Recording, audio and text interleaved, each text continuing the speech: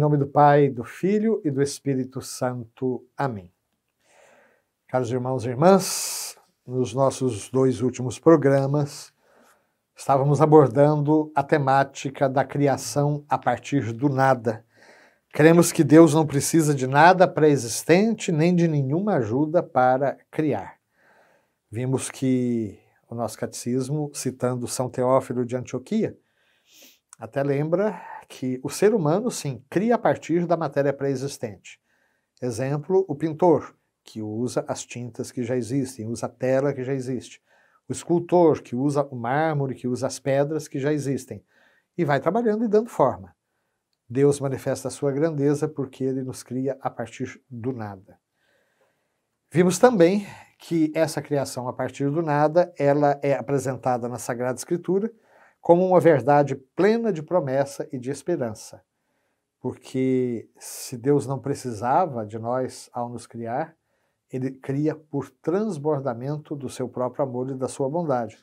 E isso nos dá muita serenidade nas horas das provações. E aí chegamos ao parágrafo 298. Visto que Deus pôde criar do nada, pode, pelo Espírito Santo, dar a vida da alma a pecadores, criando neles um coração puro, e aos falecidos a vida do corpo pela ressurreição. Vejam, aqui o nosso catecismo cita um dos salmos que eu considero dos mais bonitos da Sagrada Escritura, o Salmo 51, ou, conforme a tradução, Salmo 50, que nós rezamos todas as sextas-feiras de manhã. Tende piedade, ó meu Deus, misericórdia, na imensidão de vosso amor purificai-me, lavai-me e serei puro do pecado, e mais branco do que a neve ficarei. É uma verdadeira poesia de um coração arrependido. E a uma certa altura o salmista pede, criai em mim um coração que seja puro. Se Deus é capaz de criar todas as coisas a partir do nada, ele pode criar a vida da graça nos corações dos maiores pecadores. Aqui está um dos fundamentos de algo que eu costumo repetir. Para Deus não existem casos perdidos. Ele foi capaz de dar a vida na última hora ao ladrão arrependido, São Dimas. Hoje mesmo estarás comigo no paraíso. Ele foi capaz de restituir a vida à adúltera e a tantos outros pecadores e pecadoras que se aproximavam dele. Ele pode ainda hoje converter a mim, a cada um de nós, e mesmo aos piores bandidos que possa existir, porque Deus conhece o coração. Então, se Deus pôde criar do nada, pode, pelo Espírito Santo, dar a vida da alma aos pecadores, criando neles um coração puro. E pode também restituir a vida aos nossos corpos mortais. Aqui o nosso catecismo faz apenas um aceno a um tema que nós vamos ver bem mais para frente, a ressurreição da carne. Nós cremos que no final, pela ressurreição, nós teremos a salvação plena, não apenas da alma, mas também do corpo. E aqui temos uma citação da carta aos Romanos, capítulo 4, versículo 17.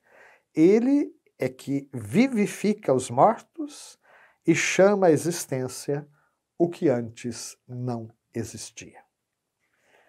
Visto que por sua palavra pôde fazer resplandecer a luz a partir das trevas, como já é dito no livro do Gênesis, né? O primeiro ato da criação, faça-se a luz, e a luz se fez, ele pode também dar a luz da fé àqueles que a desconhecem. Por isso, inclusive, meus queridos, que é muito marcante no Novo Testamento, sobretudo em São João, essa oposição entre filhos das trevas e filhos da luz. E São João, logo no começo, vai dizer que Jesus, o Verbo que se fez carne, era a verdadeira luz que ilumina todo ser humano que vem a este mundo. e ele partilha conosco o seu ser luz. Vós sois a luz do mundo, vós sois o sal da terra. E aí nós chegamos ao parágrafo 299. Deus cria um mundo ordenado e bom. Por Deus criar com sabedoria, a criação tem uma ordem. Aliás, a própria palavra cosmos quer dizer ordem. No livro da sabedoria, citado aqui, capítulo 11, versículo 20, nós temos essa expressão tão curiosa. Tudo tu dispuseste com medida, número e peso. É uma maneira muito própria da Bíblia de dizer que Deus criou todas as coisas com ordem, com medida, número e peso. Essa criação, ela foi feita pelo Verbo encarnado, já sabemos disso, né? Pelo Verbo de Deus que se encarnou. Feita no Verbo eterno e por meio dele, ele que é a imagem do Deus invisível, chamado a uma relação pessoal com ele. Deus quer ter uma relação pessoal com cada um de nós. E ele se relaciona pessoalmente também com toda a criação. Embora só no ser humano, e nos seres angélicos, claro, é que ele tem essa correspondência da liberdade. Mas em si, Deus se relaciona pessoalmente com toda a criação. Aquele mundo ex machina, sobre o qual já falamos, de que Deus criaria o mundo como se fosse um relógio, deu corda e a partir daí não se mete mais na história do universo, do cosmos, deixa o mundo correr por sua própria conta, não é parte da doutrina bíblica sobre Deus. Deus cria tudo por meio do Verbo eterno, que é a imagem do Deus invisível, e tudo é chamado a uma relação pessoal com ele. Nossa inteligência, por participar da luz do intelecto divino, pode entender o que Deus nos diz por sua criação. É por isso que a própria Bíblia e a fé da igreja jamais sistematizada apresentam o livro da Sagrada Escritura como revelação de Deus, mas coloca também o livro da criação como revelação de Deus. Deus nos fala através da sua obra, como o artista nos fala através da sua obra artística, da sua criação artística.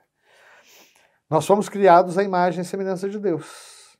A nossa inteligência participa da inteligência divina e por isso nós podemos entender o que Deus nos diz através da sua criação. Claro que isso exige de nós esforço, isso exige de nós espírito de humildade e de respeito diante de Deus e de toda a sua obra. Espírito que aparece, por exemplo, no livro de Jó, no capítulo 42, versículo 3. Não é sem esforço que o ser humano, a partir da criação, vai concluindo verdades sobre Deus. Mas uma vez que a nossa inteligência, repito, participa da inteligência divina, nós podemos sim captar aquilo que Deus nos fala na criação. Aliás, os grandes fundadores da ciência moderna, como é o caso de Johannes Kepler, ele imaginava o próprio universo, o sistema solar, como notas de uma sinfonia que era criada pelo próprio Deus. E a inteligência humana pode, no caso deles através da matemática, apreender a mente de Deus ao criar. Que o Senhor então nos dê esta luz da alma, na inteligência, para que possamos cada vez mais estarmos em sintonia com a mente do próprio Deus. Amém.